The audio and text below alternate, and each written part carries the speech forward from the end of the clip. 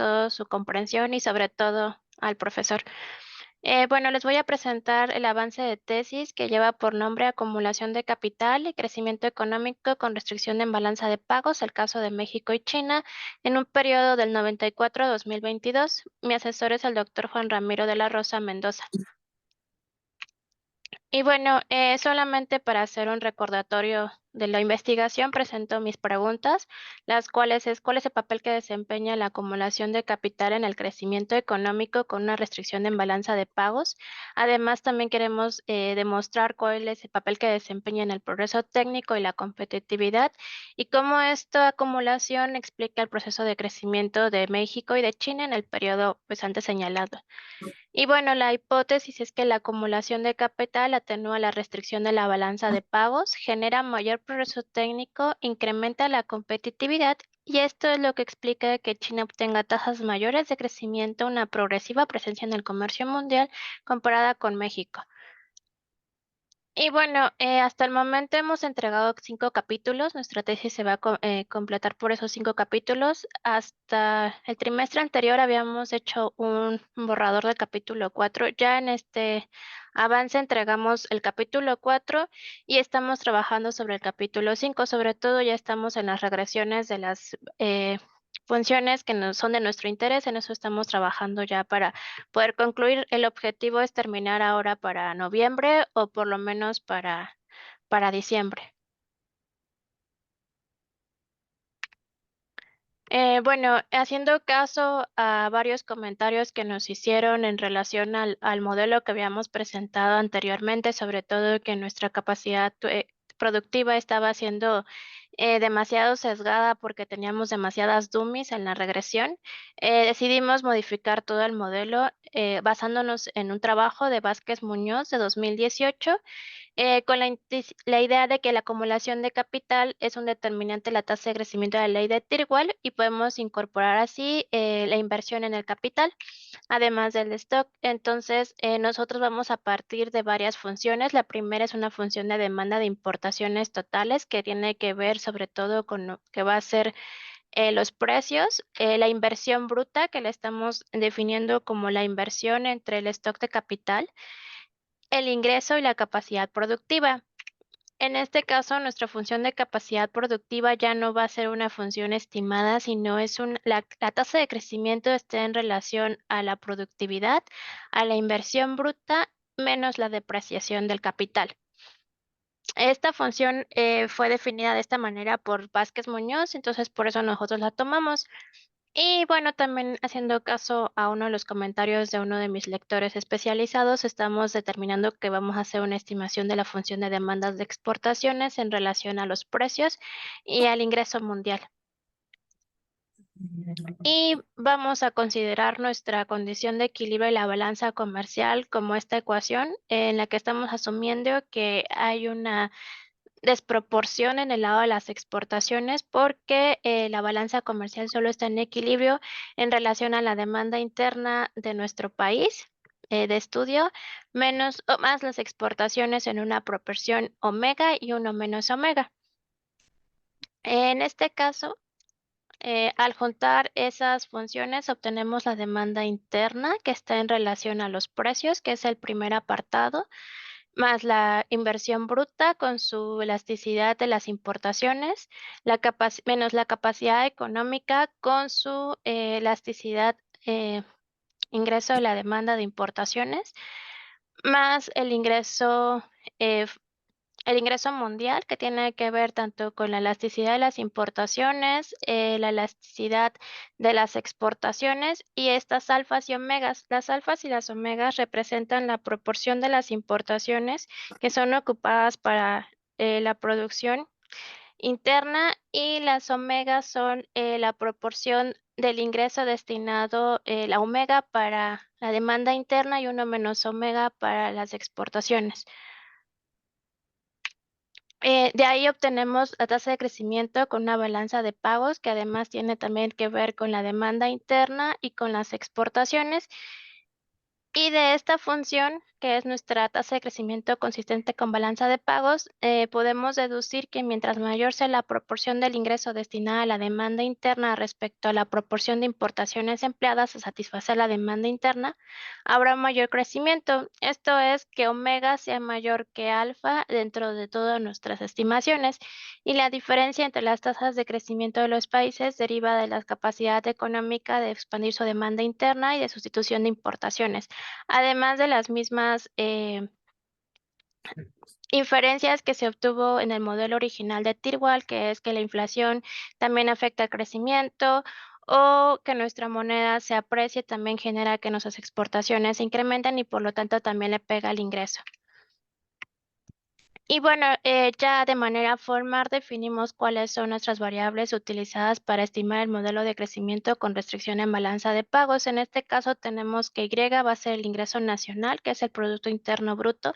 Hasta el momento lo estamos trabajando de manera anual. También tenemos el ingreso mundial, que es el Producto Interno Bruto del mundo. Los precios son la razón al tipo de cambio nominal entre el índice PPP. La inversión es la formación bruta de capital. K representa el stock de capital. Aquí es importante que resalte que el stock de capital lo estamos considerando como una estimación del stock de capital calculado por la World Bank Table. Realmente ellos han calculado el stock de capital para cada país basándose en su propia metodología. Entonces, de una vez tomamos el stock de ahí para no tener que calcularlo nosotros.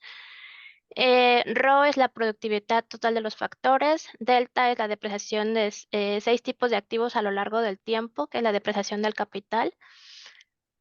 También es cuantificada por la Workbench Table. Y entre K es el cociente entre la formación bruta de capital y el stock de capital, es decir, nosotros lo estamos calculando, que es la inversión bruta. De ahí tenemos exportaciones, importaciones. La demanda interna es el ingreso menos las exportaciones, y la capacidad productiva, ocupamos nosotros esa función que les presenté, que es el producto de la inversión bruta, la depreciación del capital y la productividad total de los factores. Y bueno, comparando los resultados con la capacidad económica que presentamos en el trimestre anterior, tengo estas dos gráficas. En la primera gráfica tenemos el valor en miles de pesos de la capacidad económica. Para en el caso de México, la línea azul representa la tasa de crecimiento. Comparando con lo que habíamos estimado, tenemos que tienen una trayectoria similar. Sin embargo, las dos que habíamos estimado, donde teníamos el problema de que había muchas dummies, estaban sobreestimadas. Entonces consideramos que la capacidad económica con esta nueva función no se aleja mucho de la realidad, debido a que tiene un parecido con lo que habíamos asumido, y se ajusta mucho mejor a los resultados, y ya no perdemos varios grados de libertad. En el caso de China, pasa de manera similar, aunque la sobreestimación de las otras dos métodos es mucho mayor que en el caso de México. También vemos en la primera gráfica, las líneas azules representan el valor en miles de yuans, y la línea azul representa la tasa de crecimiento de la capacidad económica. Y bueno, ya cuando lo comparamos con el Producto Interno, nos damos cuenta que para el caso de China, que es la gráfica de la izquierda, tiene una trayectoria similar la capacidad y el PIB, mientras que del lado derecho tenemos una similar para el caso de México. En este caso no presenté las gráficas para no hacer más gruesa la presentación, pero en el documento también presentamos lo que es el PIB con las exportaciones, la demanda interna y la capacidad productiva. Y podemos notar, por ejemplo, que el PIB, la capacidad económica y la demanda interna tienen comportamientos similares. En el caso, por ejemplo, de épocas de crisis, eh, en las exportaciones se contraen para ambos países. El crecimiento, por ejemplo, para China no se contrae, se mantiene bastante estable, por lo menos con el periodo anterior, porque el crecimiento se compensa con la capacidad productiva. Caso contrario con el caso de México, cuando hay una crisis, cae tanto el PIB, la capacidad productiva y también las exportaciones. Entonces, está en congruencia los datos con el modelo que se había presentado de Tirwell, que las exportaciones son el motor de crecimiento de los países, pero se ejerce una restricción porque no podemos crecer tanto como nos los impide nuestra balanza de pagos en equilibrio. Y el hecho de que un país no se contraiga su crecimiento a lo largo de un periodo tiene mucho que ver con que la capacidad productiva es el que absorbe el golpe externo. En este caso, nosotros hicimos la estimación de las importaciones, eso es lo que fue que entregamos en este avance. Para nosotros, utilizamos en primera instancia la técnica del rolling regression, que es una técnica de estimaciones lineales por subperiodos traslapados.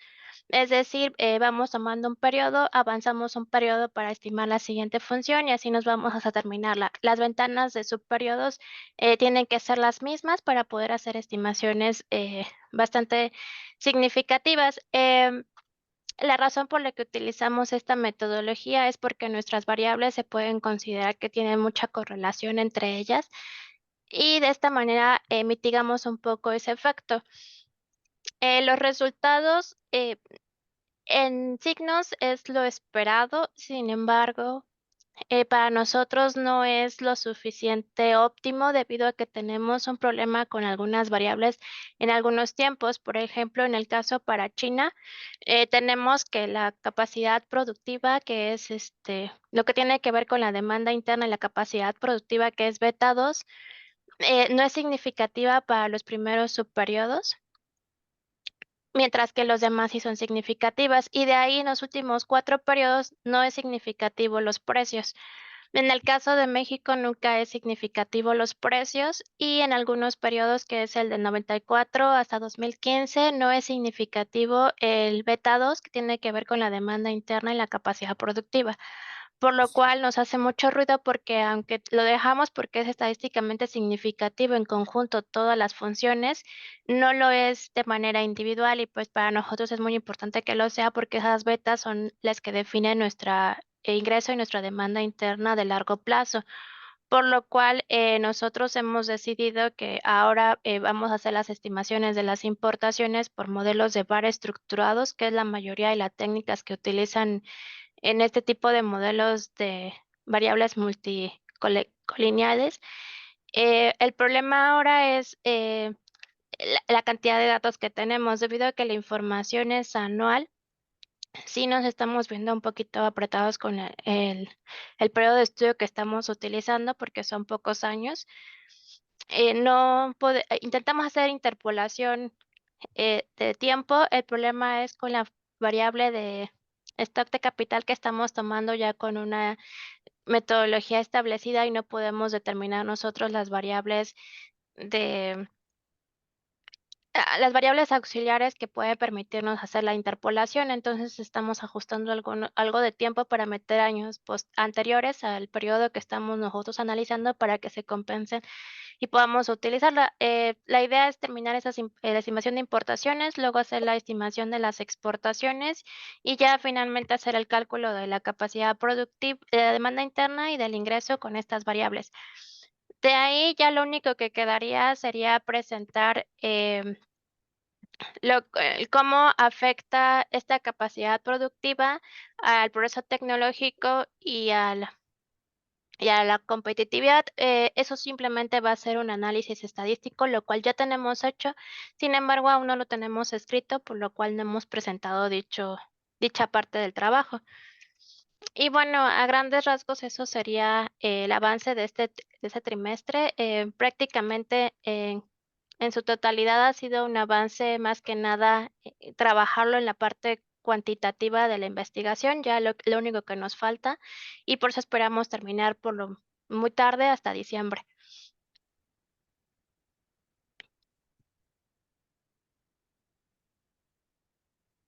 Gracias, Montserrat.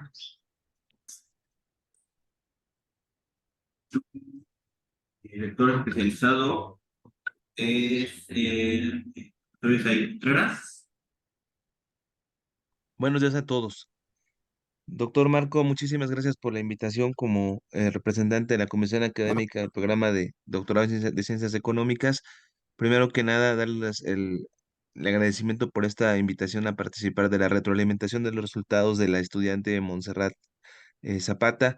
Enseguida, lo que hemos revisado, pues es ya hemos podido visualizar a través del tiempo que estamos colaborando con este proyecto, pues un avance importante en términos de lo que es el desarrollo de la investigación. Evidentemente, esta última parte, la parte cuantitativa, siempre va a estar sujeta a las metodologías que ya existen, preexistentes, aquello que se puede ajustar, que se puede mejorar y dependiendo de la técnica y de las condiciones también hay que tomar en cuenta de la información que se posee, que esa en buena medida limita en algún punto, es una limitante a la investigación, desde luego, y ahí es donde se pone en práctica pues las habilidades que se adquieren en esta parte de la metodología cuantitativa, ¿no? En ese sentido, creo que el ejercicio es interesante. Me parece que el modelo puede ser útil para revelar esa relación que se intenta establecer a partir de lo que es la acumulación de capital de crecimiento económico en este estudio comparativo de México y China, tomando como referencia el marco de la restricción de la balanza de pagos. Mi comentario únicamente en este sentido va en términos de precisamente de la metodología, de lo que es una de la utilización de las variables propuestas que me llama la atención, que habría que considerar posteriormente con más detalle la definición del precio real, ¿no? Tomándolo en cuenta que se define adecuadamente como el tipo de cambio nominal respecto al índice de la paridad del poder adquisitivo. Únicamente nada más un comentario tener en cuenta que pues el precio real pues evidentemente hace referencia a esa diferencia existente entre el valor nominal y el valor real en adición a la diferencia que se establece entre el valor y el precio. Sin embargo, en esta parte de la definición del propio precio real hay que tener en cuenta que eh, a lo largo de los años recientes, ¿no? Se ha dado cuenta que, sobre todo en mucha de la tradición económica dominante, que hay razones documentadas para tomar en cuenta que este indicador de la capacidad de compra entre países puede, en lo que se llama el IPP, el índice del precio de la poder adquisitivo, puede tener algunas omisiones, ¿no? Por ejemplo, ¿en qué sentido de omisiones que hay que considerar? Que hay factores que no se contemplan dentro de esta metodología, como es los costos de transporte, las diferencias en los costos de producción, en los sistemas tributarios, por ejemplo, o incluso la participación del Estado vía subsidios o estímulos y la existencia en mayor o menor medida, de competencia de mercado, ¿no? Entonces, pues evidentemente este índice no resulta no una métrica de medición perfecta, ¿no? Aunque sí permite la posibilidad de comparar precios entre países, pero con ciertas restricciones. Entonces, en general, creo que esa es una parte que está el modelo en ciernes. También se debe de considerar porque en algún punto tiene incidencia sobre los cálculos que se realizan en términos de lo que es la estimación de la serie de tiempo. Y por lo demás, creo que el avance es interesante. Reiterar el esfuerzo del estudiante para desarrollar este tipo de actividades y de mi parte sería todo. Muchísimas gracias, doctor Marco. Muchas gracias. El otro doctor especializado es Leobardo de Jesús Almonte, pero no tenemos su evaluación. Y creo que no está presente. Y su alumna lectora González. Sí. Bueno, algunas cuestiones que ya le comentaba a Monse sobre sugerencias teóricas y metodológicas, pues ahorita ya me las respondió, entonces quizás ya no tendría sentido que las comentara. Yo nada más sugería que explicara en una nota al pie o en un anexo en qué consiste la técnica de regresiones recursivas que está usando. ¿Y por qué se opta por esa técnica? Porque bueno, ya nos respondió esas preguntas, pero no sé si pudieran a lo mejor añadirlas en una nota al pie en su trabajo. Bueno, también le preguntaba yo que pues en el capítulo 5 menciona que debido a la naturaleza de las variables utilizadas, se recurrirá a la técnica de regresiones recursivas. También hay que pudiera poner a lo mejor una nota al pie. ¿Cuál es esa naturaleza para que el lector no se vaya perdiendo en la tesis? Y bueno, en general la tesis es muy clara, está muy bien explicado y desarrollado todo, incluso pues de forma matemática.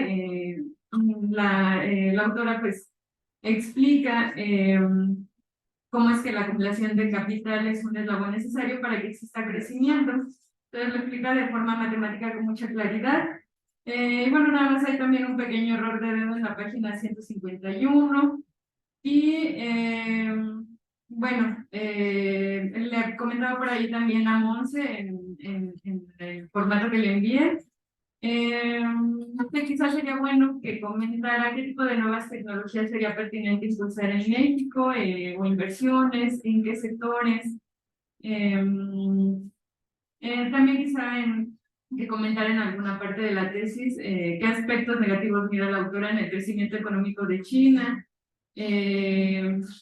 o de qué manera México puede lograr un crecimiento que vaya más allá de lo económico y que implique también un desarrollo, enriquecimiento de múltiples aristas, de aspectos ambientales, igualdad entre pobladores, educación e investigación. Y bueno, pues creo que nada más era lo que yo quería comentar a Monse, y pues muchas de las cosas que le pregunté, pues ya me las respondió. Muchísimas gracias. Tenemos un par de minutos porque alguien quiere hacer un comentario adicional.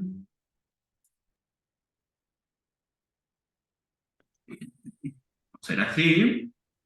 Vamos a ir con la presentación de Montserrat. Muchas gracias a todos. Y continuamos en 18 minutos. Gracias.